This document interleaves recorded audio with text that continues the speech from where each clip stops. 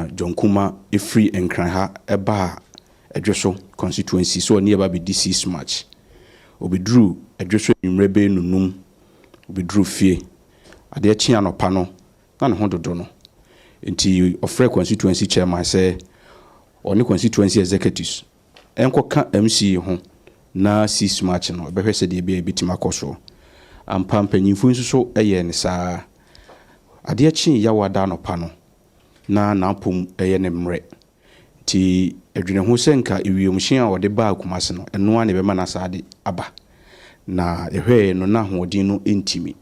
ti yepe wada ma wawa ambulance ye wodwhwi ede ma no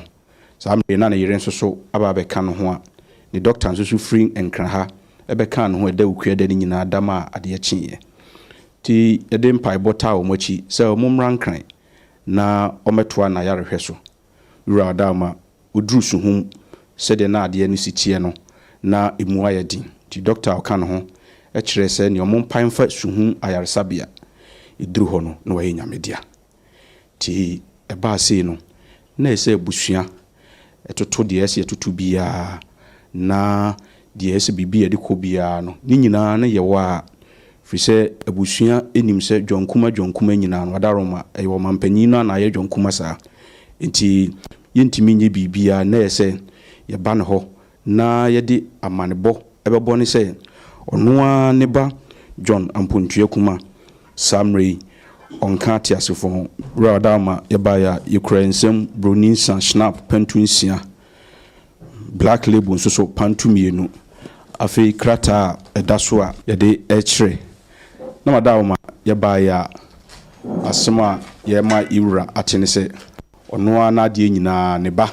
John Ampontue Kuma Samre akrabo aka no mebe ko mrantia mi jame tiama ono no ka ho pa me denso se dwo de metifa ono ne ho nyina wo ho no na nyina papa kwa wasum peyfo wo heno pema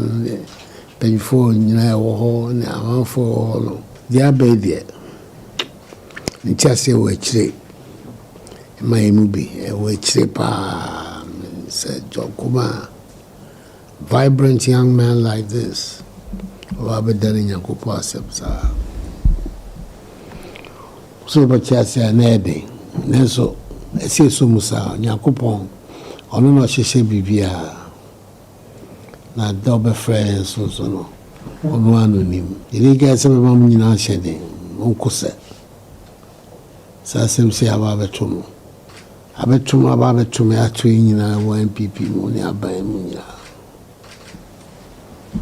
eya nene titu branche ni ne ma na so abanti no mema mu zeze de ese ya na se ya mpeso bi ababi bi jabe bi akase John Kuma papa say obey mama Akufo Addo na MPP no say me pese me MPP kasa sakra